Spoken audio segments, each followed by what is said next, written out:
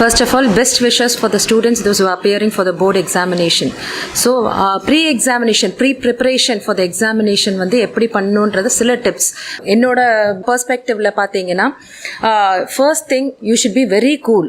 அது மட்டும் இல்லாமல் eat well, 3 wells should be practiced. Eat well, sleep well and study well. So இது எல்லாமே கரெக்டாக நீங்கள் பண்ணிட்டு வந்தாலுமே போதும். You need not get yourself too much stressed. And second thing, you should be very confident. கான்ஃபிடென்ட்ன்ற பேரில் இப்போ இருக்கிற ஜென்ரேஷன் வந்து they are over confident. எதனால் ஓவர் கான்ஃபிடென்ட்னு சொல்கிறேன்னு பார்த்தீங்கன்னா, when I come across many students வந்து நான் பார்த்துருக்கேன், நிறைய எக்ஸாமினேஷனில் பேப்பர்ஸ் வந்து கரெக்ட் பண்ணும்போது they wouldn't have written anything relevant to the subject. But ஆனால் நான் நல்லா தானே மேம் பண்ணியிருக்கேன், ஆனால் எனக்கு ஏன் மார்க் வரல, இந்த மாதிரியான கம்ப்ளைண்ட்ஸ் ஃப்ரீக்வெண்ட்லி அக்கர்ஸ். பட் ஆனால் உங்களுக்கு கரெக்ட் பண்ண போகிறவங்க யாரும் வந்து பர்சனல் வெஞ்சன்ஸோ எதுவும் கிடையாது. நீங்கள் நல்லா பண்ணால் that will be reflected in the marks. அதை வந்து நீங்கள் நல்லா புரிஞ்சுக்கணும். அதனால் மோர் அண்ட் மோர் எஃபர்ட் நீங்கள் போட that will be reflected in the marks that we are scoring. அடுத்தது வந்து பார்த்தீங்கன்னா subject. What subject should be chosen? Of course இப்போ வந்து சயின்ஸ் சப்ஜெக்ட்னும் போது சயின்ஸ் சப்ஜெக்ட் நாளைக்கு எக்ஸாம்னா சயின்ஸ் சப்ஜெக்ட் தான் நீங்கள் எடுத்தாகணும். அதை நான் டினை பண்ணல. பட் எனிவே ஸ்டடி ஹாலிடேஸ்ன்னு கொடுக்கும்போது உங்களுக்கு வந்து சயின்ஸில் இன்ட்ரெஸ்ட் இருக்கலாம், சில பேருக்கு மேக்ஸ் இன்ட்ரெஸ்டடாக இருக்கலாம். So first start with the subject that you like. So science சப்ஜெக்டில் இப்போ நாளைக்கு சயின்ஸ் எக்ஸாம்னும் போது obviously you need to take science subject. அதில் வந்து lesson which you like, maybe ecology ஓரியன்டாக உங்களுக்கு பிடிச்சிருக்கலாம். ஸோ இக்காலஜிலேருந்து ஸ்டார்ட் பண்ணுங்கள். சில பேருக்கு வந்து human physiology பிடிச்சிருக்கலாம்.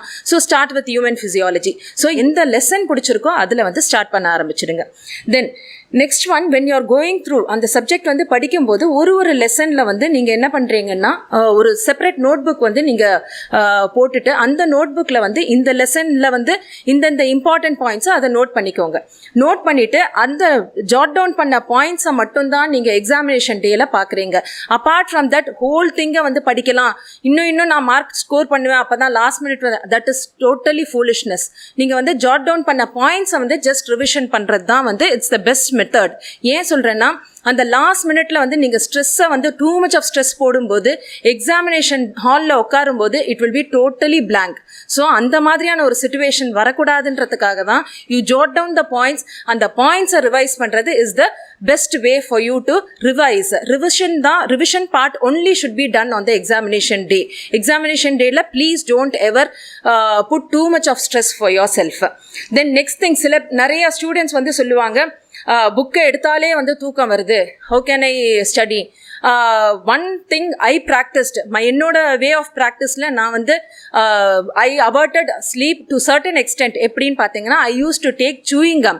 I am usually not into the practice of taking chewing gum. But ஆனால் இந்த ஸ்லீப் வரக்கூடாது, படிக்கும்போது தூக்கம் வரக்கூடாதுன்றத, அந்த தூக்கத்தை அவாய்ட் பண்ணுறதுக்காகவே I use to take chewing gum during the studying time. அதனால் அது மேபி உங்களுக்கு உதவலாம், அதை நீங்கள் ட்ரை பண்ணி பார்க்கலாம். Then next thing, making the parents sit beside you.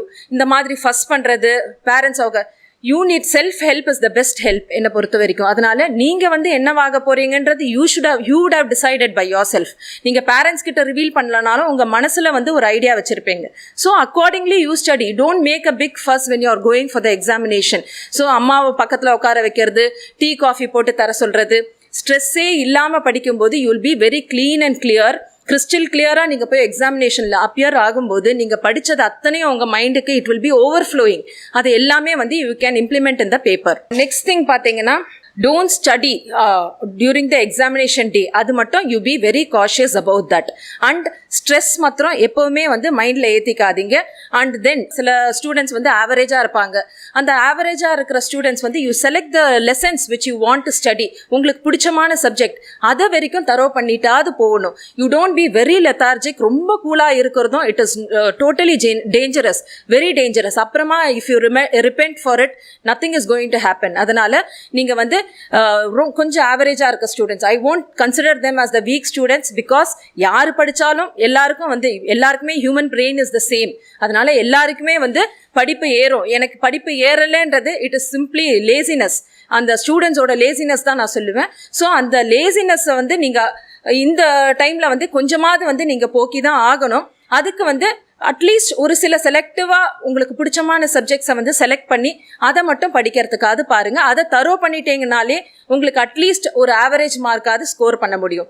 Then for the aspiring students ரொம்ப வந்து சில பேர் வந்து பார்த்தீங்கன்னா ஆஸ்பைரிங் ஸ்டூடெண்ட்ஸ்ன்ற பேரில் படிச்சுட்டே இருந்தாதான் அந்த மாதிரியெல்லாம் ரொம்ப படிச்சுட்டு ரொம்ப இது பண்ணீங்கன்னா ரொம்ப ஸ்ட்ரெஸ்ஸும் வச்சுக்காதீங்க மைண்டில். அப்படி ரொம்ப ஸ்ட்ரெஸ்ஃபுல்லான மைண்டில் கம்ப்ளீட்லி எல்லாமே வந்து உங்களுக்கு பிளாங்காக ஆகிடும் இது எக்ஸாமினேஷன் டே அன்னைக்கு.